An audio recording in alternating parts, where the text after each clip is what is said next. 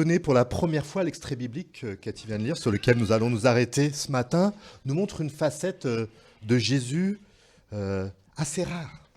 Parce qu'on va voir que Jésus juge des personnes. Juge des personnes. Et ça nous déroute beaucoup, parce qu'on a du mal avec le jugement. Je pense à un de nos voisins avec qui j'échangeais mardi. On a réussi à parler de l'amour et de la justice de Dieu.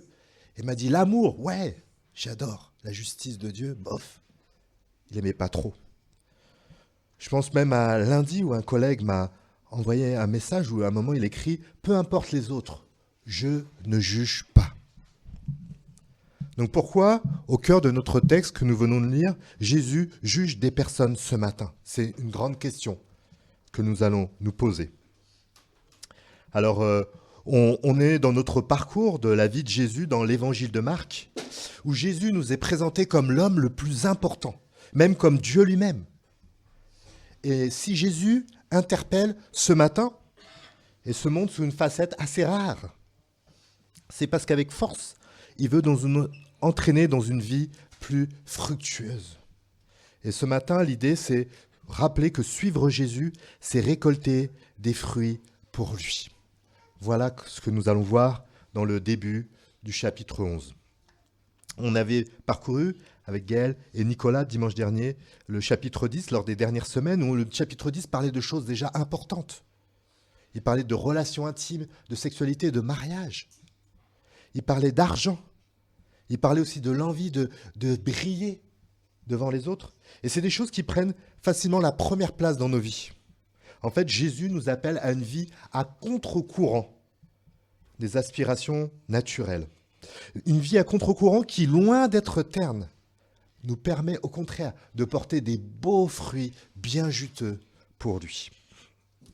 Et c'est ce qu'on va voir ce matin. Donc premièrement, on va voir qui est ce roi qui veut cultiver des fruits en nous. Et l'une de nos prières, c'est que notre parcours de Jésus avec cette facette rare soit une occasion d'être renouvelé dans notre vision de Jésus, même pour nous qui le connaissons déjà depuis un certain temps. Puis nous verrons qu'est-ce qui freine la récolte de bons fruits dans nos vies.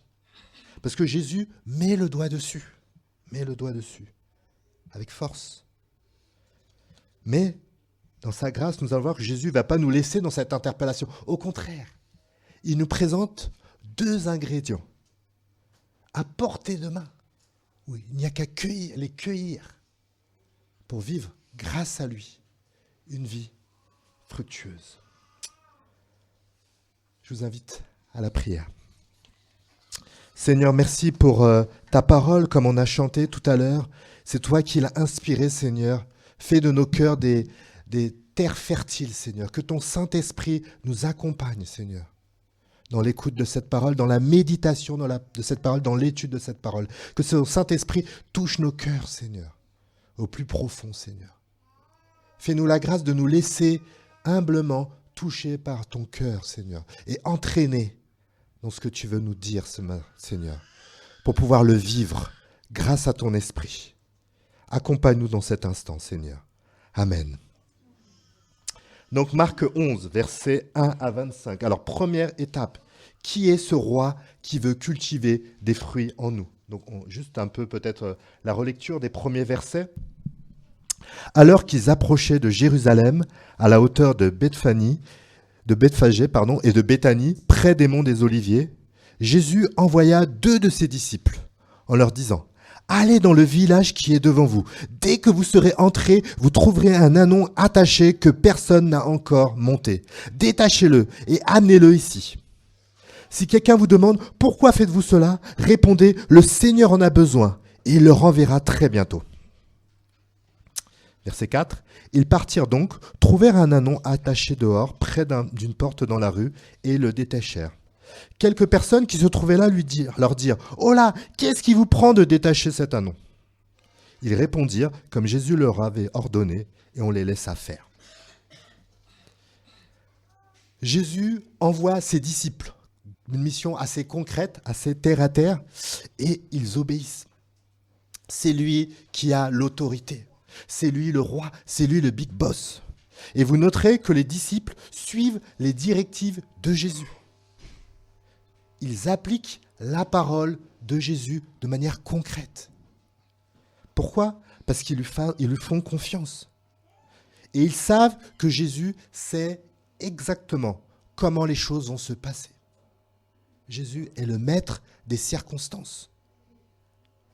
Et ça, c'est un chemin de paix de méditer cela pour nous. Parce que nous pouvons nous reposer en lui. On voit dans le texte que tout se passe exactement comme Jésus l'avait dit. Quelle paix à méditer.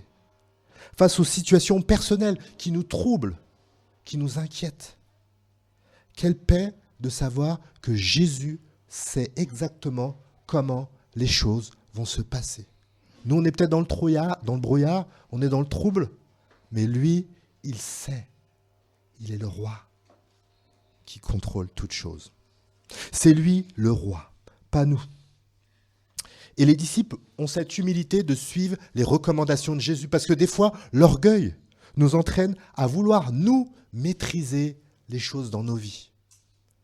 À dire, moi j'aime bien quand les choses se passent comme moi je veux. Que l'humilité grandisse en nous, pour nous aider à suivre Jésus, à suivre ce roi, et à accepter les limites que nous avons par rapport à lui. Que l'humilité travaille dans nos cœurs au point qu'un jour, nous puissions crier de manière sincère, « Seigneur, merci pour les limites que tu permets que j'ai. Merci Seigneur pour ces limites, parce qu'elles me permettent de dépendre encore plus de toi. » Que le roi fasse cette œuvre dans nos cœurs. Et je ne sais pas si vous avez remarqué dans cette histoire, il y a un anon qui apparaît aussi, qui est là dans tout ce début. Et ça avait percé à ce verset de la Bible qui dit « Les ânes sont destinés à la famille du roi pour être montés. » Et c'est vrai que bien avant la venue de Jésus, c'était plutôt les ânes qui étaient la monture des rois, qui étaient les montures des rois, avant d'être remplacés par les chevaux plus majestueux. Mais l'âne, ici, montre le caractère pacifique et humble du règne de Jésus. Le roi qui va rentrer dans la ville, dans Jérusalem, il est aux portes de la ville et humble aussi. Oui, il rentre de manière victorieuse, mais il vient avec l'humilité. Et Jésus ici est là pour corriger notre vision humaine des choses. La victoire dans l'humilité. Le roi humble, le roi serviteur. Et Jésus vient apporter la délivrance, c'est vrai, en venant à Jérusalem, mais c'est en mourant à la croix. Quelle humiliation! Un roi qui meurt, qui se donne pour les hommes. Qui aurait pu imaginer cela? Un chemin d'humiliation et de souffrance. Et ça rappelle peut-être ce que a pu nous dire Nicolas, notre pasteur invité dimanche dernier, que parfois le chemin, parfois suivre Jésus est un chemin qui nous fait passer par la souffrance, parfois, par l'humiliation, parfois. Et en cela, nous suivons les pas de notre Maître, qui lui aussi, en venant comme un roi, est passé par l'humiliation, comme nous le verrons au chapitre 15. Et comment résumer la suite de ce passage, des versets 6 à 10 7 à 10. Je pense à ce verset de Zacharie qui nous dit « Lance des acclamations, fils de Jérusalem. Voici ton roi, il est juste et victorieux. Il est humble, monté sur un âne. » Regardez, à partir du verset 7. Les disciples amenèrent l'ânon à Jésus et posèrent leur manteau sur le dos, et Jésus s'assit dessus. Beaucoup de gens étendirent leur manteau sur le chemin, d'autres des branches vertes coupées dans les champs. La foule, de la tête à la fin du cortège, criait « Hosanna, béni soit celui qui vient au nom du Seigneur, béni soit le royaume qui vient, le royaume de David, notre Père. Hosanna à Dieu au plus haut des cieux. » La foule acclame le roi, acclame Jésus comme le roi. Il parle de David. David, c'était le roi le plus majestueux. Donc, ils acclament. Le texte nous dit même, ils crient. Ils crient. La foule de la tête à la fin du cortège crie, acclame Jésus. Et c'est magnifique. Leur enthousiasme est magnifique. Mais leur manière de célébrer la royauté de Jésus n'est pas juste de chanter avec enthousiasme, c'est même pas juste de crier, de prier avec ferveur, c'est pas que ça. Regardez, verset 8. Beaucoup de gens étendirent leurs manteaux sur leur chemin. Sur le chemin, pardon, le chemin de Jésus. Vous vous rendez compte? C'est comme si le maire de Chelles venait ici et on jetait tous nos vestes pour pas qu'il salisse ses chaussures. Je ne sais pas si on ferait ça. Mais voilà. Voilà, quelqu'un a dit non. Au moins. Mais c'est normal, c'est le maire de Chelles, ce n'est pas notre roi. Ce n'est pas le roi des cieux. Pas du tout. Mais pour la foule, Jésus était le roi. Pas juste avec la bouche, avec les chants, avec les prières, les mots. Ils sacrifiaient leur manteau. Donc je ne sais pas si nous déjà on sacrifie une veste, le prix d'une veste, d'une doudoune, en hiver c'est cher. Mais eux ils sacrifiaient leur manteau, vous vous rendez compte? Cette foule qui était sûrement avec des moyens pas forcément plus grands que les nôtres aujourd'hui. Si Christ était leur roi, il méritait des sacrifices. Si Christ est notre roi, quel sacrifice sommes-nous prêts à faire pour lui? Sacrifice qui coûte s'il est notre roi. Sacrifice de notre temps, sacrifice de notre argent, parfois même sacrifice d'une relation. Jésus est le roi, mais est-il ton roi? Cette foule crie « Hosanna » verset 9, « Hosanna » verset 10, « Hosanna » Et on l'a dit tout à l'heure, c'est un cri d'espoir, de joie. Ça veut dire le salut arrive en Jésus-Christ. Ils savaient que Christ arrivait pour transformer, pour changer les choses. Et nous le savons d'autant plus, car nous sommes de l'autre côté de la croix dans l'histoire. Christ peut transformer les cœurs aujourd'hui. Nous avons chanté Hosanna, c'est-à-dire qu'aujourd'hui, Jésus peut nous changer, peut nous transformer encore aujourd'hui. Il est le roi. Est-ce que c'est un grand roi, Jésus, qui vient et il veut juste abuser de nous, qu'on lui fasse des sacrifices pour lui, et c'est juste ce qu'il veut de nous? Pas du tout. On a vu la semaine dernière avec Nicolas ce verset dans le chapitre 10. « Car le Fils de l'homme n'est pas venu pour se faire servir, mais pour servir lui-même et donner sa vie en rançon pour beaucoup. » Jésus est un roi serviteur, qui ne vient pas sur son avantage à lui s'il est venu sur terre. Au contraire, il a quitté le confort de la gloire du Père pour venir par amour pour nous servir pour nous. Et c'est une bonne nouvelle. Ce royaume qui vient, ce roi qui arrive, est un règne bienveillant et bienfaisant, qui est fructueux, qui veut appeler à être fructueux dans nos vies. Mais qu'est-ce qui freine cette récolte? C'est ce que nous allons voir dans la suite du passage. Verset 11. Une fois rentré dans Jérusalem, Jésus se rendit au temple et observa attentivement tout ce qui s'y passait. Ensuite, comme il se faisait déjà tard, il quitta la ville avec les 12 pour se rendre à Béthanie. En fait, le temple à cette époque-là était le lieu de rencontre entre Dieu et les hommes. Et là, je ne sais pas si vous vous rendez compte, il y a quelque chose d'un peu paradoxal. Parce qu'en dehors du temple, il y avait cette foule qui acclamait Jésus comme leur roi. Et là, dans le temple, indifférence totale, nous allons voir. Indifférence totale. On est dans le lieu de rencontre entre Dieu et les hommes, et le roi serviteur arrive dans l'indifférence totale. Quel paradoxe! Quel paradoxe. Alors, à partir du verset 12 jusqu'au verset 14, il parle d'un figuier. Alors, je vous propose de revenir dans quelques instants dessus, puisqu'il en reparle au verset 20-21, et on va continuer avec ce qui se passe au temple. Donc, Jésus, à partir du verset 15, parce que Jésus y est dans l'indifférence totale. Mais que font les gens dans le temple? Verset 15.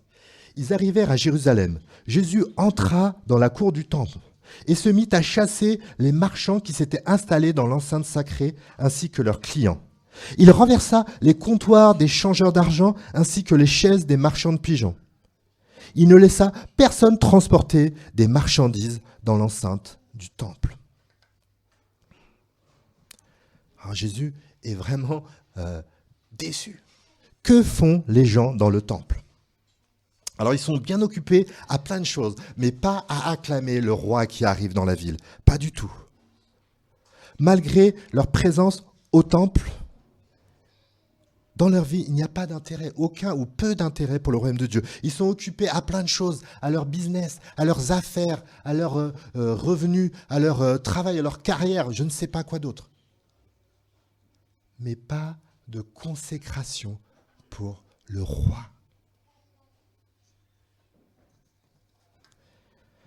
On peut les regarder de loin, mais ça peut nous interpeller aussi pour nous. Si on consacrait notre temps libre à autre chose que le royaume de Dieu. Parce que c'est vrai qu'on peut consacrer nos temps libres à nos business, à nos économies, à notre carrière, à nos affaires, etc., etc. Si on pouvait se donner pour l'œuvre de Jésus, comme on le fait pour nos affaires, quel beau fruit nous récolterions pour le roi.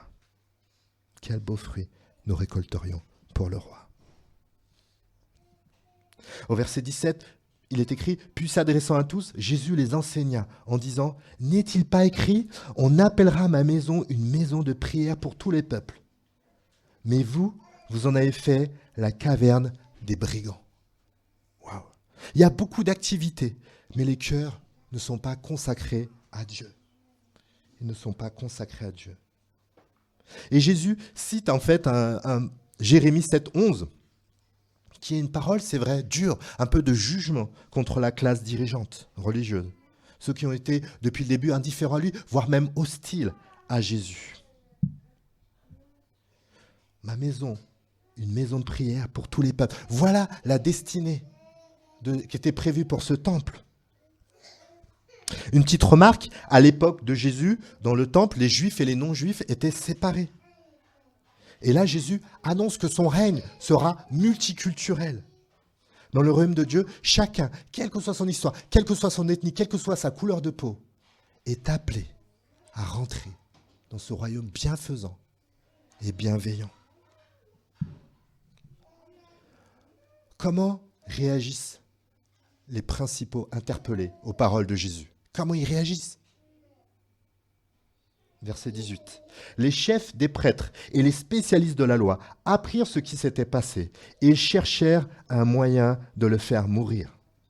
En effet, ils craignaient son influence, car son enseignement faisait une vive impression sur la foule. Le soir venu, Jésus et ses disciples quittèrent la ville. Face à cette interpellation de Jésus, au lieu d'être ouvert dans l'humilité pour vivre des changements, l'orgueil a fait que les chefs se sont braqués. Et plus que braqués, vous pouvez voir au début du verset 18, ils cherchent un moyen de le faire mourir. Au lieu de vivre cette parole dans l'humilité et rentrer dans ce royaume bienveillant, même si ça appelle une remise en cause, ils préfèrent se braquer jusqu'à vouloir faire mourir Jésus. Et on verra, Dieu voulant, au chapitre 15, que Jésus va vraiment mourir sur la croix, pour ceux qui ne savent pas. Mais la mort de Jésus à la croix n'est pas juste le fruit, entre guillemets, de leur manigance. Non, non, non, non. Jésus est le roi, le big boss. Il savait qu'il allait mourir. En fait, il est venu à Jérusalem pour cela. Jésus, comme on l'a déjà dit, sait tout ce qui va se passer. D'ailleurs, au début de l'évangile de Jean, Jésus avait dit « Détruisez ce temple, et en 3 jours, je le relèverai. » Pour ceux pour qui ce n'est pas clair, en fait, Jésus est en train de parler de lui-même.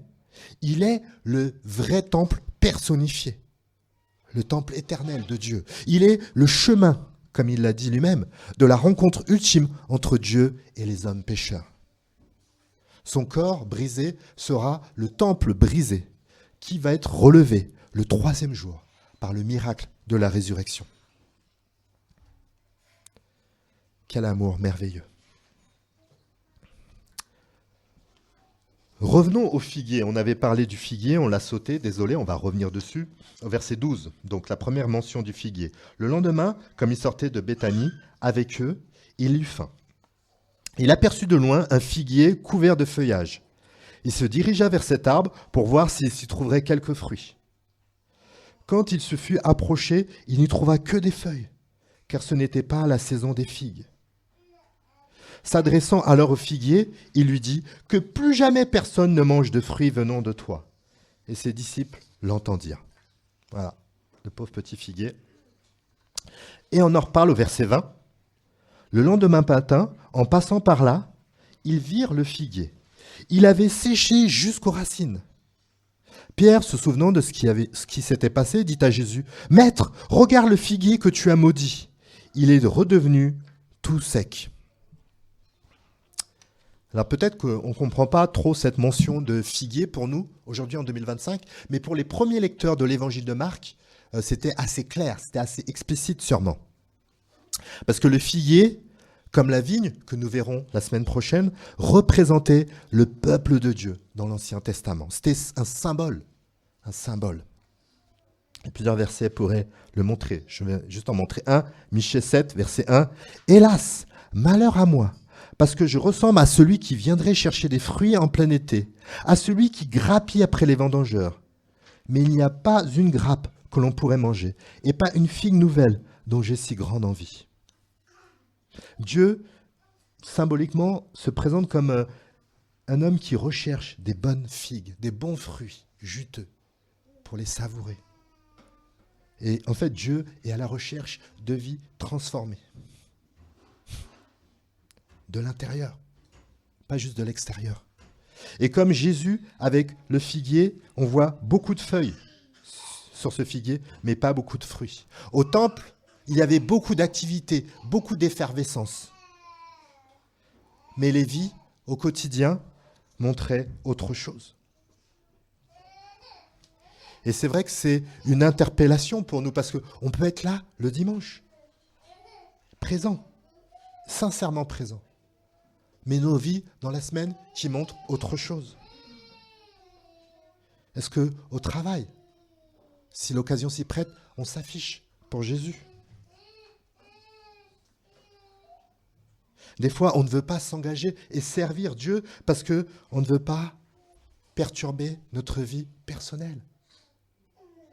Et Jésus est là pour rappeler au peuple que le temps est venu pour le peuple de Dieu de produire des fruits qui bénissent le monde qui en a tant besoin, des fruits qui portent gloire à Dieu, des fruits visibles, des fruits visibles.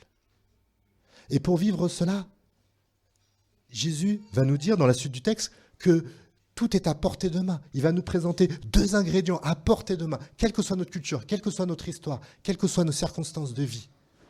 Des fruits, des bons fruits, il faut juste les prendre. Ils sont là. En Jésus, ils sont là. Voilà son interpellation. Quels sont ces 2 ingrédients que Jésus nous présente dans la fin de nos textes pour une bonne récolte? Quels sont ces 2? Moi, je ne m'y connais pas trop en jardin, comme ma chère Cathy, mais je sais que les 2 principaux éléments, ingrédients nécessaires pour de bons fruits, c'est du soleil et de l'eau. Quels sont les ingrédients, les 2 ingrédients que Jésus nous présente dans ce texte, à la fin de ce texte, pour produire de bons fruits? En fait, Jésus en avait parlé dès le début de l'évangile de Marc, dès sa première intervention publique. Donc, le règne de Dieu est proche. Changez et croyez à la bonne nouvelle. On pourrait résumer ça par 2 mots, repentance et foi, pour avoir de bons fruits. La foi. Et peut-être certains sont encore en réflexion par rapport à Jésus, et c'est peut-être l'occasion ce matin que l'on ne voudrait pas rater de proposer de croire au message de Jésus-Christ, de croire personnellement à son identité, à ce qu'il a fait pour nous, et à la nouvelle vie qu'il propose. Ce que Christ a fait à la croix pour toi. Pour nous autres, lisons le verset 22. Jésus répondit « Ayez foi en Dieu. Vraiment, je vous assure, si quelqu'un dit à cette colline, soulève-toi et jette-toi dans la mer, sans douter dans son cœur, mais en croyant ce qu'il dit, va se réaliser, la chose s'accomplira pour lui. C'est pourquoi je vous le déclare, tout ce que vous demandez dans vos prières, croyez que vous l'avez reçu et cela vous sera accordé. Et en lisant cela, on pourrait croire que ça veut dire que si on prie avec foi, Dieu nous donnera tout ce qu'on veut. Tout ce qu'on veut, il suffit de prier avec foi.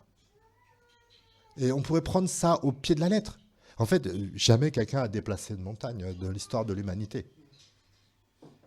Qu'est-ce que veut dire Jésus ici ? C'est comme si certains disent « Ouais, tu vas montrer que tu as vraiment la foi si tu arrives à faire des choses magnifiques, extraordinaires. » C'est là qu'on voit qu'à la foi. Montre-moi ta foi par des choses extraordinaires. Certains pourraient penser ça.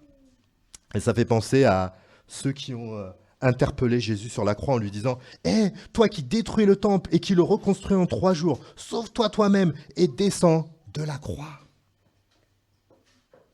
Le même état d'esprit. En fait, la foi, qui est l'un des éléments ici, ne se voit pas parce que nos circonstances dans la vie sont excellentes ou pas. Ce n'est pas du tout lié à ça. Jésus nous montre, et la Bible nous le montre du début jusqu'à la fin, que ce n'est pas du tout ça la question. La foi, nous dit Jésus dans ce texte-là, se voit par la prière, notre engagement dans la prière. La prière qui est évoquée au verset 24, la prière qui est évoquée au verset 25. Parce que c'est ça concrètement qui me montre que nous vivons la foi. Parce que concrètement, si on s'engage dans nos vies sans prendre le temps de prier, ça veut dire concrètement que j'ai des choses à faire, je vais les gérer et je n'ai pas besoin de Dieu vraiment pour les faire. Et que même, au contraire, penser que ça va nous faire perdre du temps de prier, de s'engager à prier, ça ne va pas nous aider pour faire ces choses-là. C'est le contraire de la foi. S'engager dans la prière, c'est de manière réelle. Dire à Dieu, je crois que tu peux m'aider. Je crois que tu es le roi qui maîtrise toutes circonstances. Donc je m'engage dans la prière. Je m'engage dans la prière. Martin Luther, pas King, disait, plus j'ai des choses à faire, plus je prie. Parce qu'il savait que Dieu est puissant. Et s'engager dans la prière, c'est montrer à Dieu concrètement, réellement, j'ose dire, la foi que nous avons. Parce que quelqu'un d'athée, il va vivre sans prier et il va faire ses choses comme nous. Quelle est la différence pour nous ? La foi se voit dans la prière. Et Dieu même, dans sa souveraineté qui nous dépasse, des fois nous fait face à des défis trop grands pour nous, personnellement. Défis trop grands pour nous en tant qu'Église, pour nous entraîner à prier. Peut-être que tu as des défis trop grands pour toi. Nous avons des défis trop grands en tant qu'Église. Partageons-les et engageons-nous dans la prière, qui est vraiment une manière de vivre cette foi qui va, par la grâce de Dieu, produire des bons fruits. La foi par la prière. Et le dernier verset, le verset 25, Jésus dit « Quand vous priez, si vous avez quoi que ce soit contre quelqu'un, pardonnez-lui, pour que votre Père céleste vous pardonne lui aussi vos fautes. Votre Père céleste vous pardonne lui aussi vos fautes. » C'est pour ça qu'on a aussi le fruit de la repentance, parce que nous avons besoin du pardon de Dieu. Il y a des choses qui doivent absolument changer en nous. Est-ce que vous en êtes conscient, en chacun d'entre nous?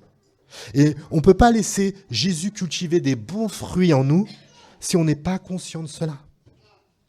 Est-ce qu'il vous arrive de formuler régulièrement des prières à ce sujet? Change-moi, Jésus, sur ce sujet. Le cœur, la repentance quotidienne.